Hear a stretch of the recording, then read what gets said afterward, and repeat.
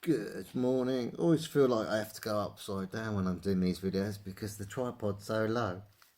So good morning to you all, and basically what we're doing is we're doing a Chesneys wood burning stove. I think it's a 5 kilowatt.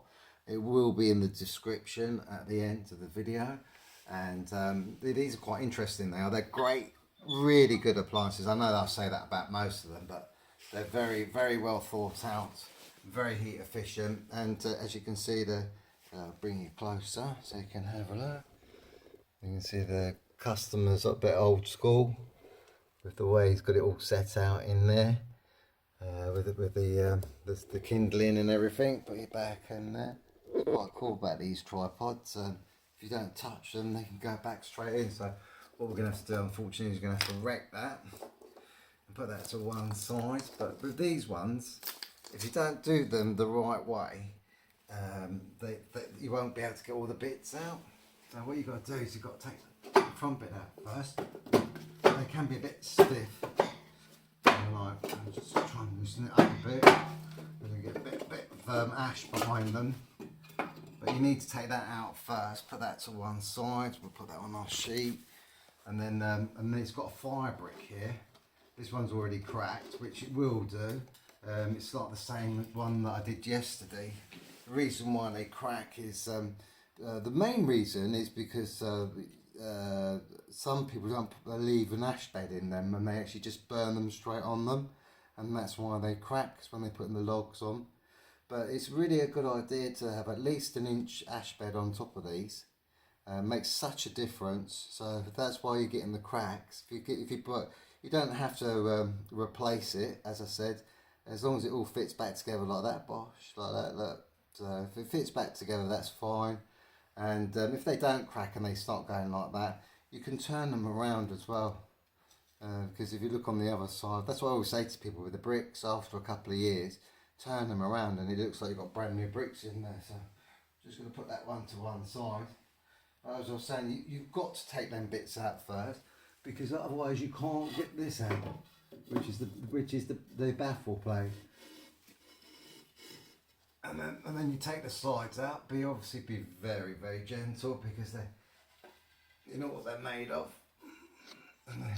and they will crack. There's a crack at the back, which is not an issue. As I said, as long as they all go back together, there's no problem. But just keep a hold of this, and then what you do is see the baffle plate there, and I wouldn't worry about that dropping down, because they're not fixed onto anything.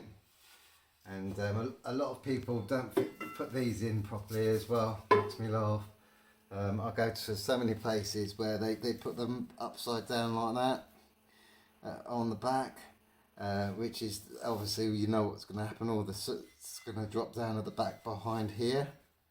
And what you need to do with them is you need to keep them up like that. But they just literally just stay loose on top of that, like that. So and that's it. That's how they fit up there. They're not connected into anything, so that's why it just drop down like that. But it's no problem, because it's made of cast on. Some of them, they have they have another baffle plate. This is what makes Chesneys a really good appliance. They have this one up here, and what it is just above here. There's two little brackets, and then what you do, and then it just clips into it. So that's what keeps it set up into position. I have it so many times that people, when they don't know where these go, and all they got to do is literally put that there. Just put your hand up on underneath here, and you'll feel the two brackets. The two little lips sticking out, and it just slides into position. It's so easy. So what we're going to do now is we're going to put the Hoover on. And then we're going to give it a bit of a clean up. I'm just going to do the top of this baffle plate, because it's got a bit of stuff on the top of it, which is fine. So what we do is it's still dirty from yesterday. It's 7 sweeps in the end yesterday, and they were fair, it's probably the dirtiest ones I've done all week. Today I've got a few gas fires to do, so this is the only video I'm going to be doing today because the gas fires, I don't really like doing stuff like that, so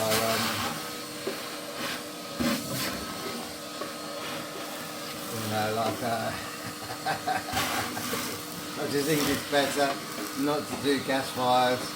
But, you know, basically with a gas fire, if it's a coal effect gas fire, you just take the coals out, clean them out, and then put them back. But I think just the way society is nowadays, it's just probably just not the thing to do. I did one video once, and I just thought, oh, you know, like, you know, it's just stick to what I've. It's weird with all the regulations now and everything. So much is changing. You don't put yourself in a situation. So, but I do gas fires. As long as it's a coal effect fire, I don't do the box ones. Well, I do the box ones, but they have to be taken out by a gas registered gas installer, not installer, but a registered gas guy. And then what they do is they take them out for me, and then I sweep them, and then they come back. But with the coal effect ones, they literally you basically just take the coals out, sweep it, and then clean everything up afterwards, and then basically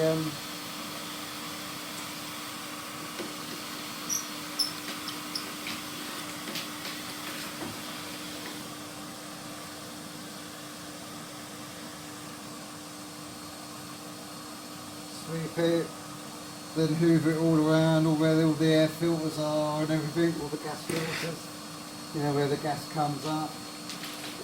A lot of them only have like one place that they come into.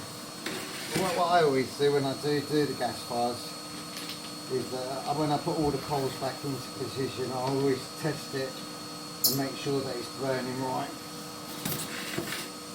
But you know, obviously you don't want one of the coals to be blocking the gas outtake, because like it might have a build up of gas, and then it might give the customer a bit of a boom.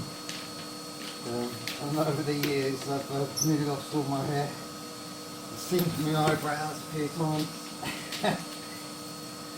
because I have a little bit of OCD as well, which is not very helpful when you're putting the coals back. But with coal fires are really interesting because not a lot of people know this, but you don't just have to have coal effects.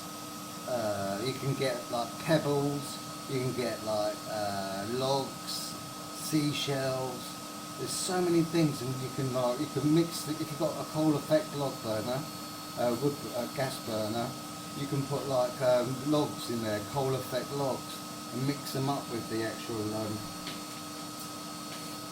with the base of the fire. They look really nice, and if you look after them, they actually, sometimes people are like they're a bit confused because they look at them and they go, you know, not sure if they're gas or if they're real fire, which is great. But obviously after a while they do start to discolour and everything. This has only been in a year, this appliance donk. I'm all at the top. Customer has made me a nice coffee. So we got no Alsatians today, licking us and keeping us clean. That was really lovely. I love meeting pets on this job, it's really good. And they got the thermometer in the right position. But as I said, I love these Chesney ones, they're really good. Very, very, very heat efficient. And which is really great. So now all I've got to do is just bring everything down. I'm not bothering too much about this one because I'm still cleaning it obviously, but what I mean is I know that it's not going to be bad because it's his first fire, first season, should I say. Can't get my words out today, yesterday. I had such a deep sleep last night, it's such a busy day. Sort of early to bed. About 5 minutes before the alarm was going to go off.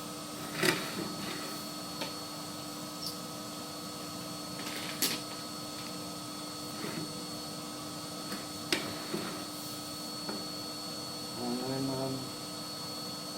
yeah, it's been like that this morning, but I'll soon wake up. Coffee's going to do me in a world of good.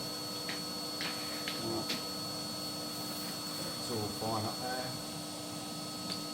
There is quite pale carpets in here, so I'm not going to shake the sheet round in here. I'm just going to literally lift that and put that straight in my box. I'll sort that out in a minute. And then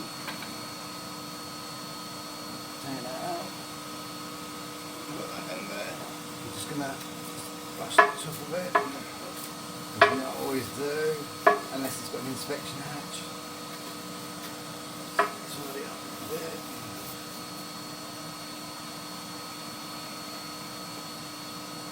And what we're going to do is just move all that stuff off. Quite a bit has come down, which is good. Very fine dusty soot, which is really good. Just what we want. Get it all off everywhere.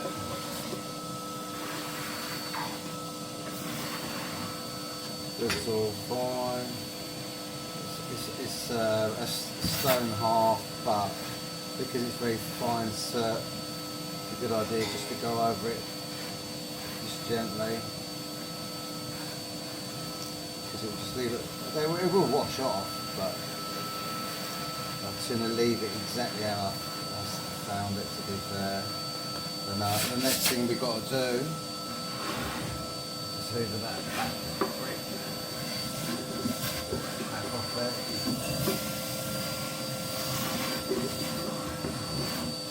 Powerful hoover this is. Once it's stuck everything. There we go. And then we'll just do this little bit here. Always keep yourself clean. The reason why I do this is if I stand up, then that might have soot on me. I might drop it on the carpet or something. That's what I'm always paranoid about, getting it on the carpet. But as I said, if it's not smudged in, you can easily get it off. Just got this stuff yesterday, to be fair. You get to that last job and you just want to come home. Just put that there like that. Like that. Just give that just get the hoover on the top. But yeah, I come across this all the time. It drives me insane. It really does. I'm going to turn this off for a second. These plates, the amount of times I go to people's houses and they're sitting on top of this baffle plate is, I would say, 70% of them. And it's like, it's not rocket science. If you ever do these, it's so easy. If you look just on the corners here and here, you'll see that you can see where they go. There's two lips just up here, just here and here. And that's what you got to do, is just put your hand up here. I don't know why they don't do it, but if you put your hand up here, you can feel the two lips, and you can see where they go on here. It's like, let me bring it a bit closer. Can you see? Just on the edge in here, just there. So literally, you just go like, put it in. It's so easy, and then you push it up to the top, underneath. Let's just see, make sure it's in. There we go.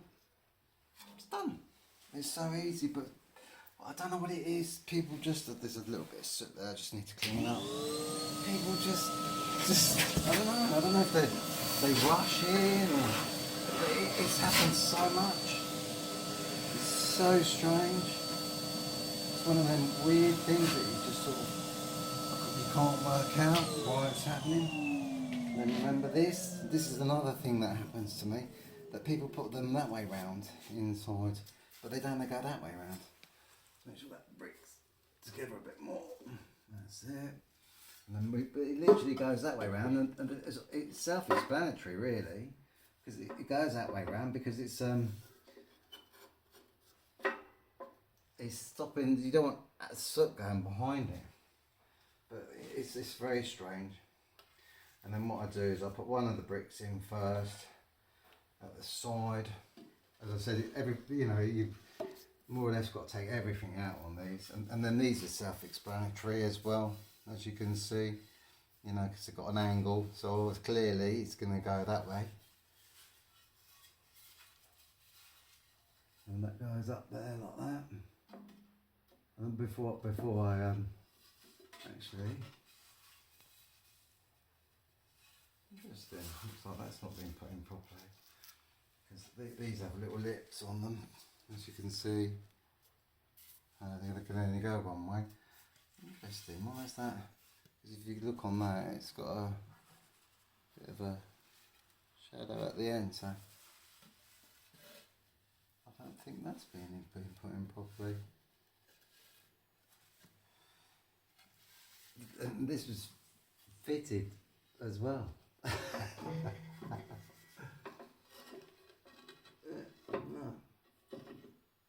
that wasn't fitted in properly. Oh, funny.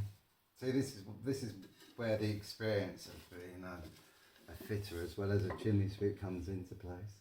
There you go. Yeah, it was putting upside down. It was, and then make sure the bricks are right at the back.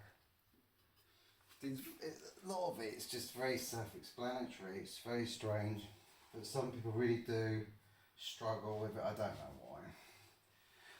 I think a lot of it's to do that they just want to get them out, get them done, and move on to the next job. And you can end up spending more time messing about trying. Like these, they're very self-explanatory as well, because look, on the side I've got these little bits here which go at the front.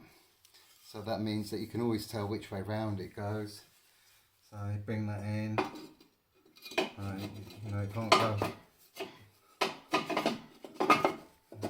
like that. There you go. See, can you see that bit and that bit there?